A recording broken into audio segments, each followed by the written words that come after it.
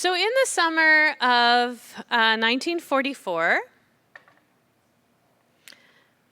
in the midst of World War II,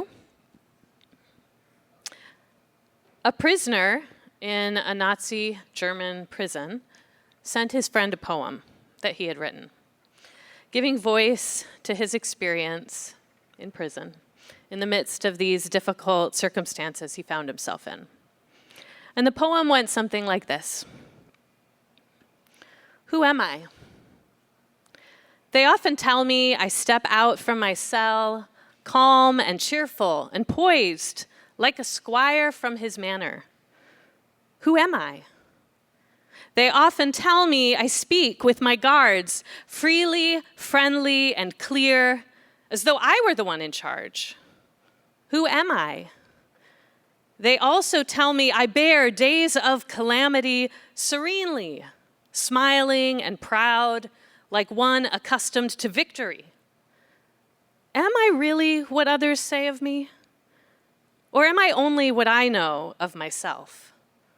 Restless, yearning, sick, like a caged bird, struggling for life breath, as if I were being strangled, starving for colors, for flowers, for birdsong, thirsting for kind words, human closeness, shaking with rage at power, lust, and pettiest insult, tossed about, waiting for great things to happen, helplessly fearing for friends so far away, too tired and empty to pray, to think, to work.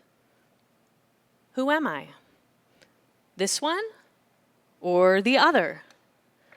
Am I this one today and tomorrow another? Am I both at once, before others a hypocrite, or in my own eyes a pitiful, whimpering weakling? Or is it what remains in me like a defeated army, fleeing in disarray from victory already won? Who am I? They mock me, these lonely questions of mine. Whoever I am, thou knowest me. O God, I am thine. So these words speak, I think, a complexity, an ambiguity of the human experience in the midst of overwhelming circumstances, right? I don't know about you, but for me, they resonate. We don't have to have lived in the midst of a Nazi prison to, I think, resonate with this feeling of confusion about how to process and understand the situation we're in or who we are in the midst of it when we're living through difficult circumstances. To a much lesser degree than the poet, I think I have felt a version of this myself, probably for the last couple of months. It comes up every time a friend greets me and asks how I'm doing, and I don't know what to say. Personally, I'm okay. I'm healthy. My kids are doing pretty well in their various activities right now. Things are good. And also, every time I open the news app on my phone, I'm pretty overwhelmed. The markets are crashing.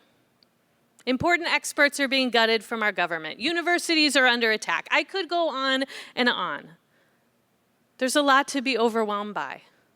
And like the poet, I can feel trapped and powerless to stop destruction happening around me. Well, if you've been with us in recent weeks here at Haven, then you may have guessed who wrote this poem. It was indeed the German Christian pastor, theologian, and Nazi resistor that we've been studying throughout the season of Lent, named Dietrich Bonhoeffer. For those who aren't aware, this Lent, in this season leading up to Easter, we've been doing something unique for us. We've never really done this, just focus on a person, the life of a historical person who lived through a particularly oppressive expression of what I've been calling earthly empire, and allowed his faith to fuel his resistance to it. So today is the last of 3 teachings we've been engaging in, looking at this person, Dietrich Bonhoeffer. And in this teaching, we're going to look at the final climactic years of his story. the years from which that poem emerged. Now, before we begin, I do want to name from the outset, you might already be feeling it, we're getting into the bleakest part of Dietrich Bonhoeffer's story. Okay, I don't share it because I believe that he's going to unlock for us some pathway to success in our own struggles with earthly empire in our day. Success, as we might want to think of it in terms of like positive outcomes for democracy, that eluded Bonhoeffer. His efforts to stop fascism in its tracks largely failed. Even within the church, where he had the biggest role, he could not stop the institution as a whole from being corrupted and complicit in the evils of Nazi Germany. So Bonhoeffer's story isn't ultimately one of winning the battle with fascism on the political front. It's actually more a story of staying faithful to following Jesus, even amidst loss.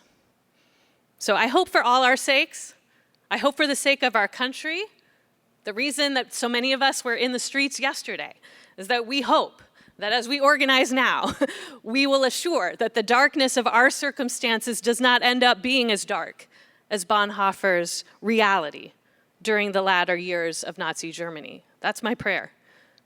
But I share his story not knowing where our own journeys of resistance are going to take us, because I find it heartening to see examples of people who have been able to keep their hearts tender, who've been able to stay open and connected to the divine, and sustain ultimate hope in the divine kingdom, even under the darkest depression of earthly empire. So with all that said, we're going to look at the final years of Dietrich Bonhoeffer's life. So a few weeks ago, we ended our last teaching on Bonhoeffer in 1937. And that was with the discovery and closure by the German Gestapo of this underground seminary that Bonhoeffer had led in a town called Finkenwalde. And the seminary was associated with this group of churches that were trying to resist the overreach of Hitler's regime, a group called the Confessing Church. But in the wake of the discovery of Finkenwalde and the other 4 underground seminaries, the Confessing Church was fractured, and they were driven more and more underground. Restrictions were placed on leaders like Bonhoeffer. Dietrich was banned from entering the city of Berlin. Later, he was banned from public speaking. So behind the scenes, he continued to try to do what he could to encourage his companions and his former students, writing them letters, making secret visits, and so on. But Germany was preparing for war. And as that took place, things got even more complicated for Bonhoeffer. Because as a 33-year-old man, it became increasingly clear that he, like other young men in Germany of his age, would be called upon to serve in the German armed forces.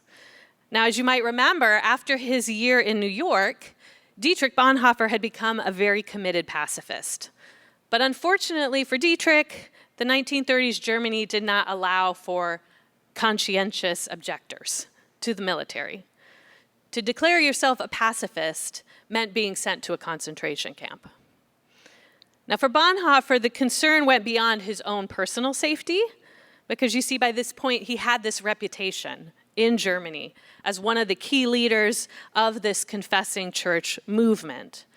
And so Bonhoeffer had reason to fear that if he publicly declared himself a pacifist for his religious convictions, all of the pastors that he had taught or influenced would be arrested also and sent to the camps for pacifism, even if they didn't actually share that conviction.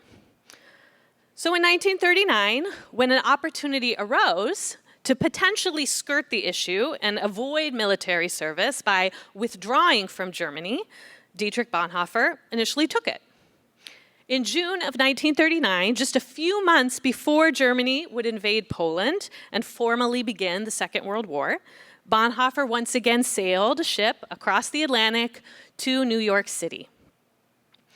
The connections he had made years earlier there now brought an opportunity for physical safety, freedom of conscience, as his friends at various universities and seminaries in the States worked diligently together to secure actually multiple potential opportunities for him to teach that could keep him in the United States. But Bonhoeffer's second trip to New York was short-lived. He only ended up staying 6 weeks, convinced not long after he had arrived that for him, escape to the United States was not actually the path. He described his thinking and his ultimate decision to return to Germany in a letter he wrote to one of the American scholars who had been helping him, Reinhold Niebuhr. Here's what he wrote to Niebuhr. "I have made a mistake in coming to America. I must live through this difficult period of our national history with the Christian people of Germany. I will have no right to participate in the reconstruction of Christian life in Germany after the war if I do not share the trials of this time with my people." So Bonhoeffer returned to Germany, arriving just weeks before the beginning of the Second World War. Bonhoeffer had made his decision to stand with his people in Germany, but the question still remained how he would navigate mandatory military service. Luckily for Bonhoeffer, he had some very interesting family connections. You see, the Bonhoeffer family, though they weren't particularly religious, they had never been fans of Adolf Hitler. And as Hitler's reign progressed, their opposition to him grew stronger. And in fact, within the family, there were actually multiple extended family members who were secretly participating in a conspiracy within the German government to try to overthrow Adolf Hitler.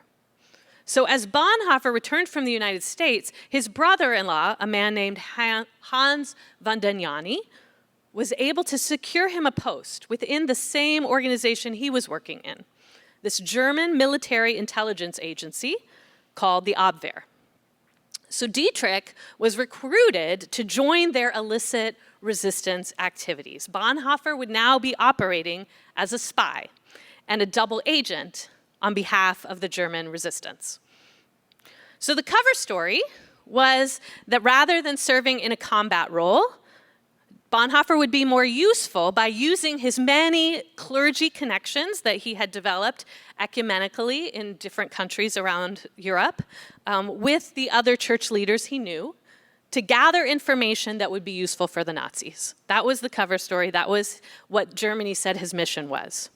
His actual mission as a resistance member of the Abwehr was to actually travel outside of Germany and use those international contacts to try to secure support for their German resistance movement from political leaders in these countries.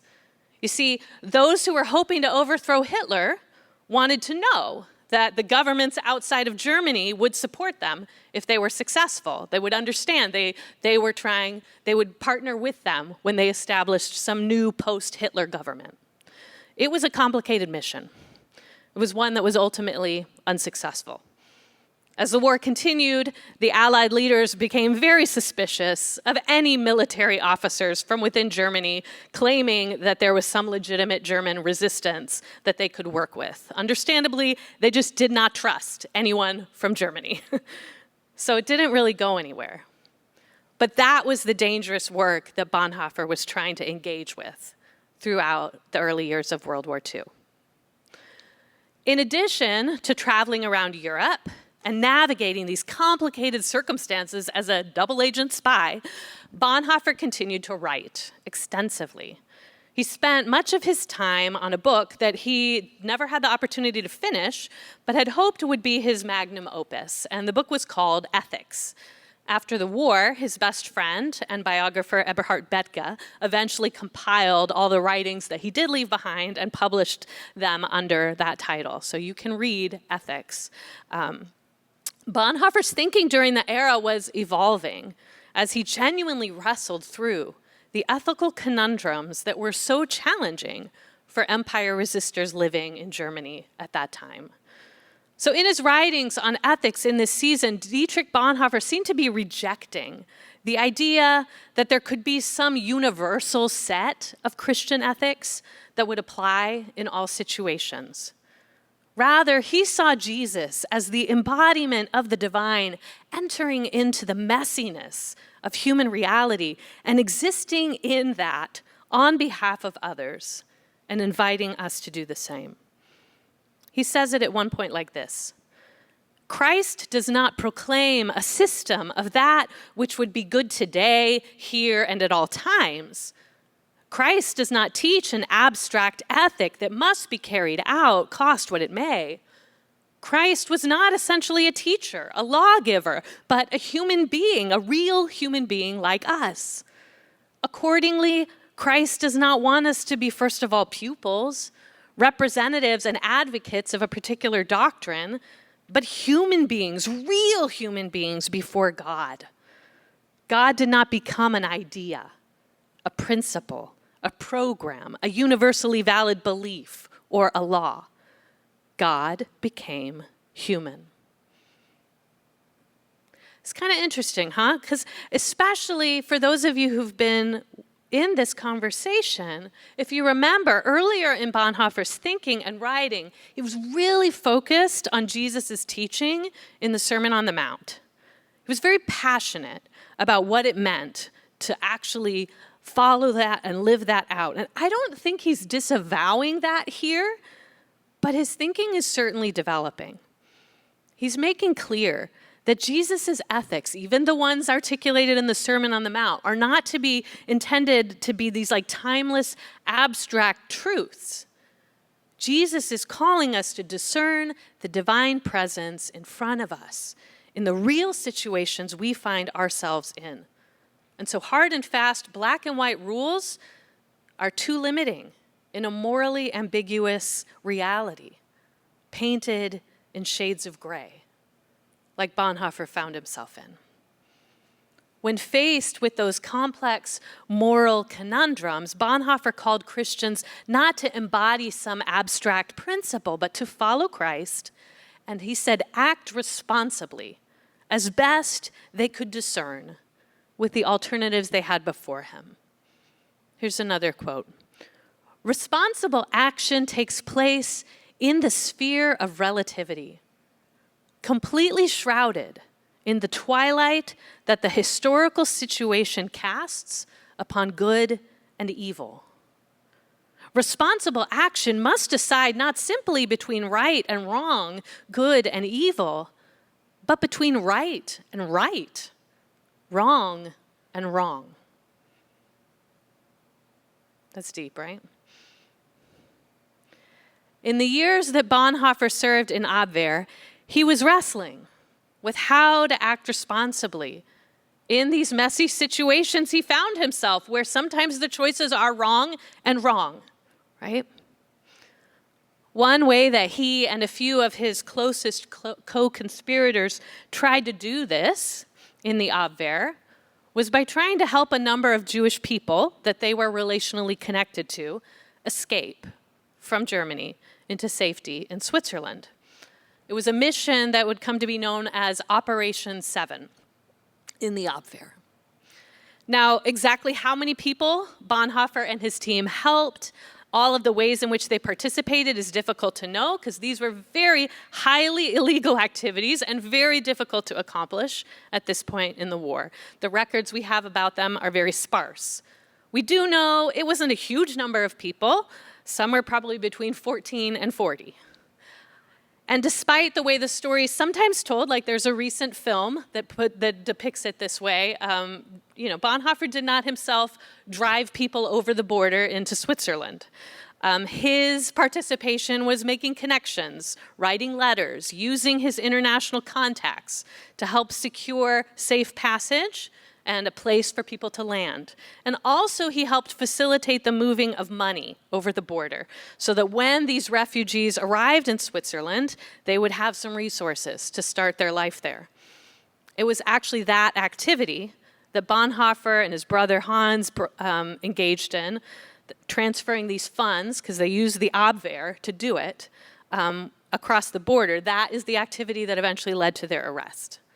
So in the end, the German Gestapo discovered this series of large financial transfers coming from their Abwehr office, and they thought that Bonhoeffer and others were money laundering. They didn't actually know at the time that they arrested them that the financial transfers were connected to rescue efforts.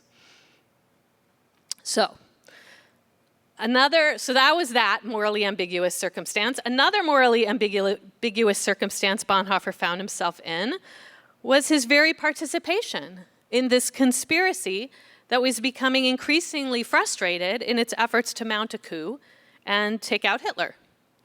A number of people within the conspiracy, though I think it was not universal, came to believe that this eventually would only happen by taking the life of the Führer, and perhaps the lives of several other top leaders in the Nazi regime. So Bonhoeffer, who was a committed pacifist, found himself providing pastoral care and counsel to this group who were actively plotting to kill Hitler and his compatriots. And that's perhaps the part of Bonhoeffer's legacy that has been the most distorted. As some people have sought to label him assassin, or point to him as this model for justifying political violence as a Christian. People have done that, frankly, like in the lead up to January 6th, talking about the political violence being justified. I think this is problematic on multiple fronts. First, Bonhoeffer was never going to be the one to plant the bomb. He was never going to be the one to pull the trigger, so to call him an assassin is a bit of a stretch. But his connection to the assassination attempt, it was more peripheral, but it sounds like he probably was aware of it. Further, years later, his best friend Eberhard Bethke was asked how Bonhoeffer the pacifist justified, theologically, this potential assassination of Hitler. And Bethke made clear, Bonhoeffer didn't even try. He never changed his position that taking the life of another was a grave sin. He and the others he counseled in the conspiracy simply came to a place where they believed that to act responsibly in their time might mean having to commit a grave sin and bearing the responsibility for that, even if that ended up costing them their own eternal souls. That was what they felt they were taking on, potentially, in doing this work. Yeah, it was not something anyone came to lightly. It was a very grave thing.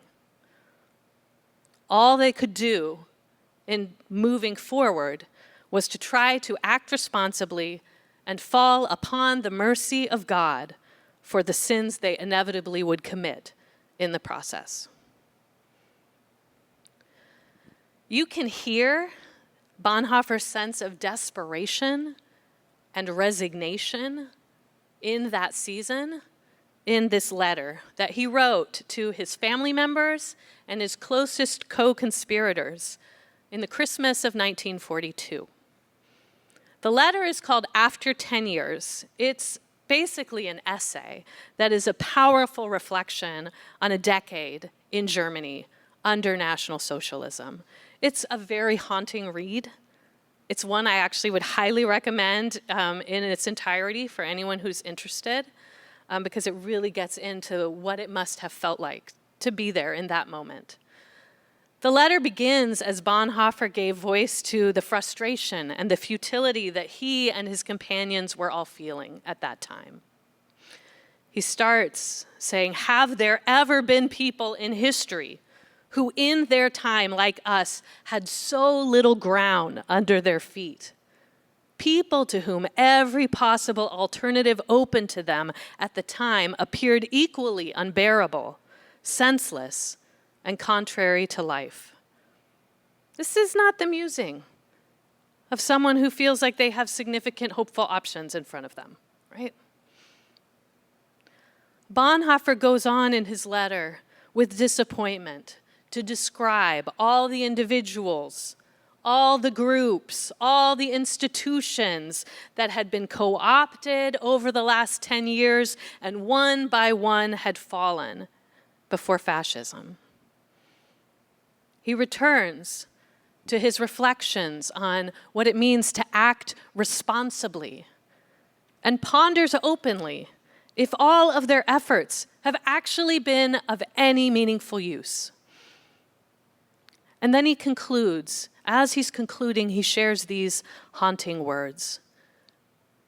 "It remains an experience of incomparable value that we have for once learned to see the great events of world history from below, from the perspective of the outcasts, the suspects, the maltreated, the powerless, the oppressed and reviled. In short, from the perspective of the suffering.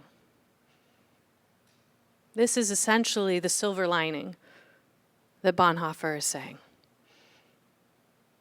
At least we've experienced this, and that has meaning.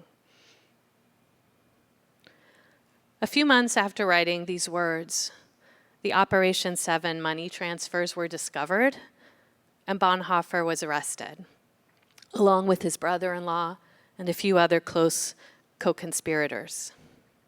He had just become engaged that January to a young woman named Maria von Wiedermeyer, but their marriage was not to be. By April 1943, Bonhoeffer was in prison.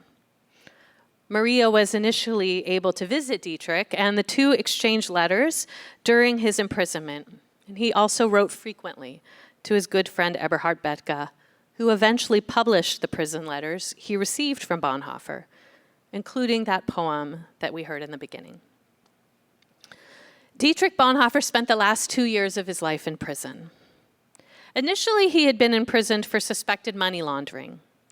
But in the summer of 1944, more than a year into his imprisonment, the conspiracy's final attempt on Hitler's life, there were actually several, but the final one failed. And after this botched assassination attempt, the Gestapo stepped up their efforts to uncover anyone who had been connected in any way to the conspiracy against Hitler. Paperwork was discovered that connected Bonhoeffer and his co-conspirators to the group. Bonhoeffer lost his visitation rights. He was transferred to different, harsher prisons. He was put under intense interrogations as a co-conspirator against Hitler. At least one point during that season, Bonhoeffer was offered an opportunity to escape. He chose not to take it, out of concern for the safety of his fiancée and his other family members, some of whom were also in Nazi custody. He did not want his loved ones to be targeted for violence as a response to his own escape. In Bonhoeffer's letters from prison, he wasn't just thinking about his own sad reality or the reality of his companions. He was also reflecting on and writing about what he believed Christian faith would need to be if it was in any way to survive and rebuild something embodying the divine kingdom after the epic failure of the German church to stop Nazism and the immense tragedy of the Holocaust. For him, the only answer was a faith that, like Jesus, had solidarity with the suffering of the world. This is the suffering he believes Jesus engaged most fully as he faced and took on the cross. So I'm going to read us one more passage from Bonhoeffer, but before I do, we'll look very briefly at the scripture story he's referencing in it, a story that takes place in the Gospels just before Jesus was arrested, which we pick up in Mark 14. They went to a place called Gethsemane, and Jesus said to his disciples, "Sit here while I pray." And he took with him Peter and James and John and began to be distressed and agitated. And he said to them, "My soul is deeply grieved, even to death. Remain here and keep awake." And going a little farther, Jesus threw himself on the ground and prayed that if it were possible, the hour might pass from him. He said, "Abba, Father, for you all things are possible. Remove this cup from me. Yet, not what I want, but what you want." He came and found them sleeping. And he said to Peter, "Simon, are you asleep? Could you not keep awake 1 hour? Keep awake and pray you may not come into the time of trial. The spirit indeed is willing, but the flesh is weak." And again he went away and prayed, saying these same words. And once more he came and found them sleeping, for their eyes were very heavy, and they did not know what to say to him. And he came a third time and said to them, "Are you still sleeping and taking your rest? Enough! The hour has come. The Son of Man is betrayed into the hands of sinners."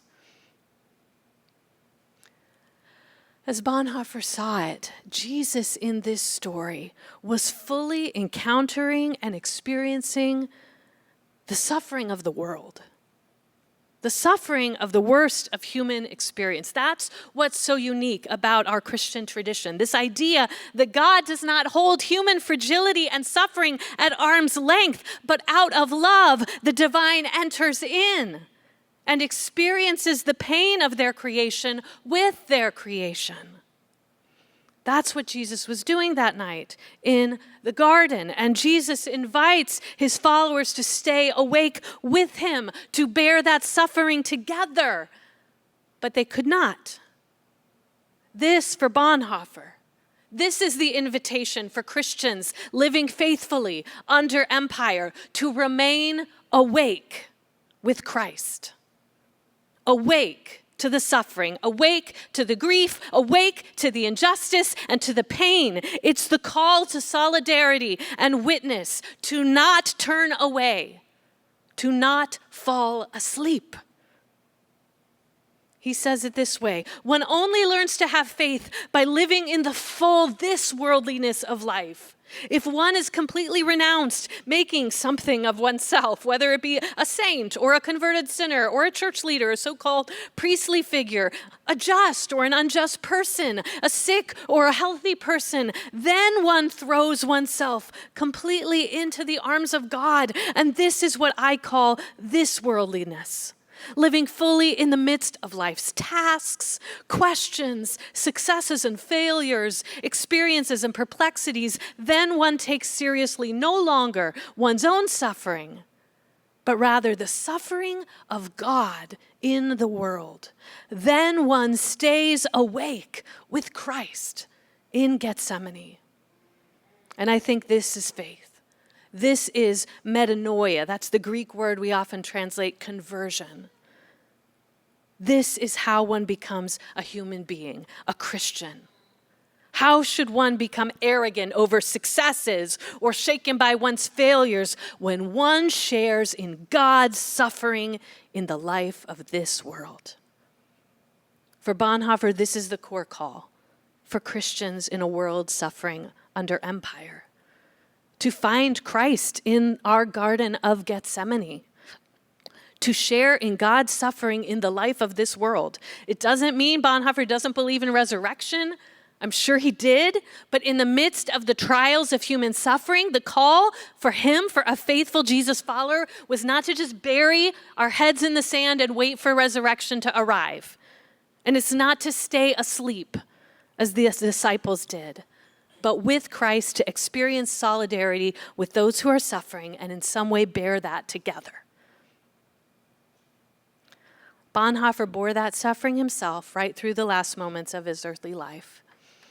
In April 1945, just weeks before Hitler took his own life and the fall of Nazi Germany took place, Hitler insisted on very brutally executing all the prisoners the Gestapo had rounded up who had any connection to the conspiracies against him. At that point, he knew it was over for Nazi Germany and for himself, but he was determined if he was going down, he was taking these enemies down with him. Dietrich Bonhoeffer died on April 9th, 1945. He was 39 years old. So what do we do with this sad, difficult story? What is there for us to learn from it? How might Bonhoeffer's resistance story and the work he left behind inform in some way our own faith-fueled resistance? I don't think there's any one answer to that question. Certainly none of us are going to walk the same path as Dietrich Bonhoeffer. None of us are German theologians. We're not likely to be double-agent spies. But all of us in some way can, I think, engage what I believe was the core question that motivated Bonhoeffer's resistance journey, and that's this: where is Christ here and now? Where is Christ here and now? That's the question he was trying to work out in every messy circumstance he found himself. Where is Christ here, in this place, in this moment, now, in this situation? It's the question he was asking in New York when he observed the divine present with the Black community in Harlem. It's the question he was asking as he taught those underground seminary students about discipleship and pointed them to the Sermon on the Mount. It's the question he asked when he made the decision to return from New York to the danger of Germany. It's the question he was engaging as he pondered what it means to stay awake to suffering. Bonhoeffer didn't believe that Christ is standing outside of human experience, asking the same thing from every person in every circumstance. He saw Jesus as the one who lived within the complexity of our human realities, encountering each of us there. When Christ calls one person to, is going to necessarily be different than another because of our different circumstances. But each of us can connect with this divine from that unique space and follow Jesus forward.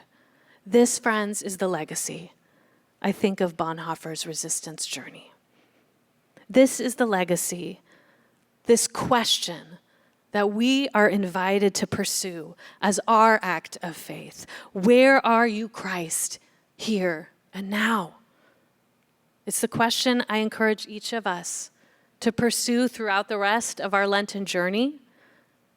It's the question we're going to need to chase with the Spirit through whatever resistance is needed in the season to come.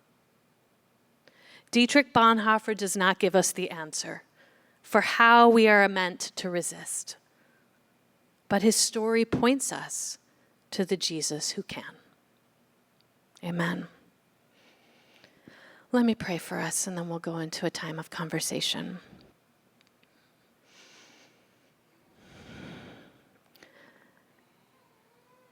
Jesus, we're grateful that you are the one who enters the complexity of human experience.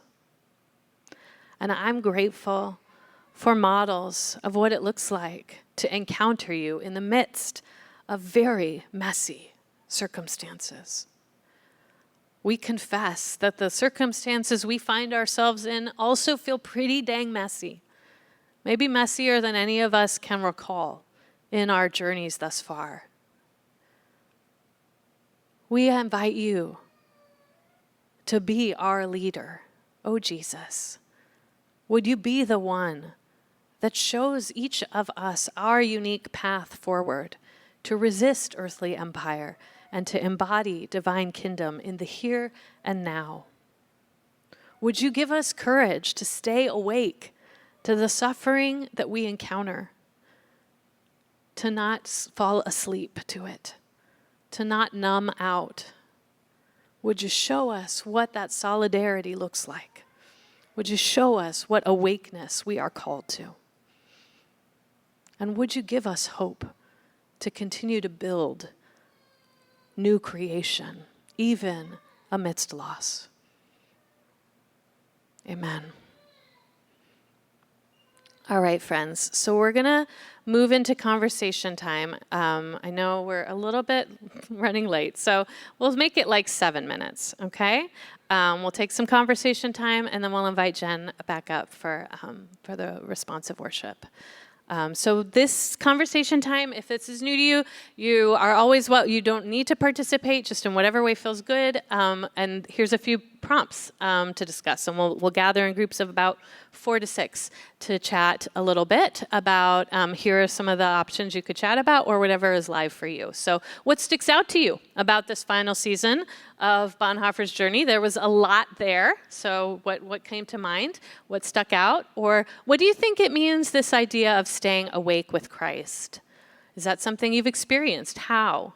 How do you imagine you might experience that in the future? Or finally, how might you answer this question, where is Christ here and now? Or what practices, what experiences, what understandings could help you discern that?